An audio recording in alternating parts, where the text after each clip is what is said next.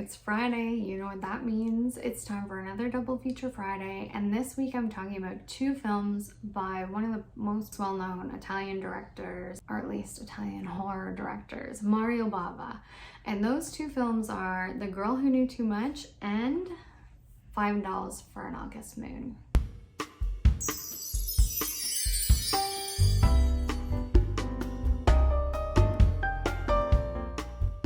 Let's start with The Girl Who Knew Too Much. This film was released in 1963 and it was shot completely in black and white. It is such a stunningly beautiful film. It is sort of heralded as being the first and kind of, I think, the benchmark of gialli, and meaning that there's a lot of tropes that Bava sort of set up in this movie that then continued on through the genre for years to come, like the black glove killer, wearing a fedora, sneaking around in the shadows, terrorizing women. I mean, kind of your typical horror slashery type tropes, but there's such a strong aesthetic to the giallo killer that I think it sort of started with this film, The Girl Who Knew Too Much. So I really enjoyed watching this. I'll say that right off the bat. This movie stars John Saxon, who is fairly well known. He's quite a prolific actor who also acted in a lot of American films like Nightmare on Elm Street. He plays a young doctor or resident in this film, and alongside of Letitia Roman, who is so beautiful. She plays Nora Davis. So this film sort of follows her. Obviously, she's the girl who knew too much. She is traveling to Rome, and I'm not going to get too much into the plot of this movie because I do feel like it's kind of spoiler heavy, and it's more fun probably if you haven't seen this film to not really know anything about the plot going into it. I mean, that's how I went into it and I really enjoyed it, and I get weird about spoilers because I think it sort of sets expectations. It wasn't what I expected at all, to be honest. So the film is beautiful. It's shot in black and white. It looks so good.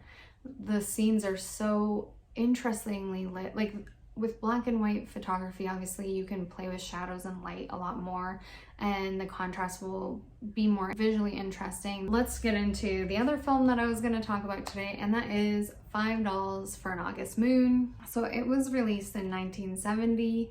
This film stars one of the, I think, most well-known actresses of the genre, Edwig Finneck. She is possibly one of the most beautiful women to have ever existed. If you watch this movie, you'll see why. She has a great scene, opening scene of her doing this sort of striptease dance at a party.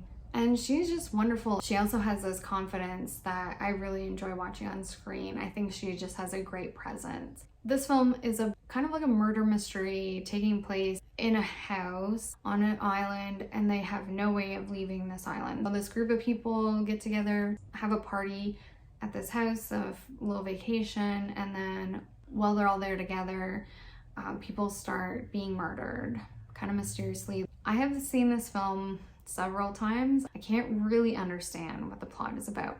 For my enjoyment of this movie, I don't really care about the plot that much. I love this movie. I think it's so great to look at.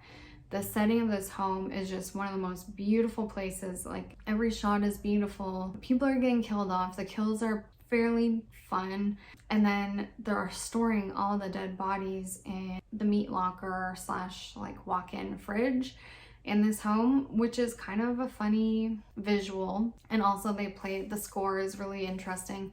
Every time they go into the freezer to store another body after someone is murdered, the bodies are all swinging from meat hooks, and they're like kind of wrapped in plastic, and there's like a clown theme playing. I don't know, it's kind of a weird choice. I just find it enjoyable. The score in general is really good, and like I said, this movie looks amazing. The women are all very beautiful. The men are all not so beautiful, and they all have, I think, the weirdest hair I've seen in a movie. I don't know if every man is wearing a weird wig. They all have really strange hair, and maybe it was just the style of the time, I don't know. This is a really fun film. I think the ending is good. I think the plot doesn't matter. It's very beautiful to look at. There's beautiful people in it. It's fun. I recommend both these films, especially if you're new to the Italian horror genre. I think The Girl Who Knew Too Much, if you like black and white film. I know it's maybe not for everybody. It's worth checking out. Any one of Mario Bava's films, I mean, I haven't seen all of them. I've seen a very small amount of his work, I think, but everything I've seen has been really enjoyable. So I think that's it for me for this week. Thanks so much for watching this video. I hope you enjoyed it,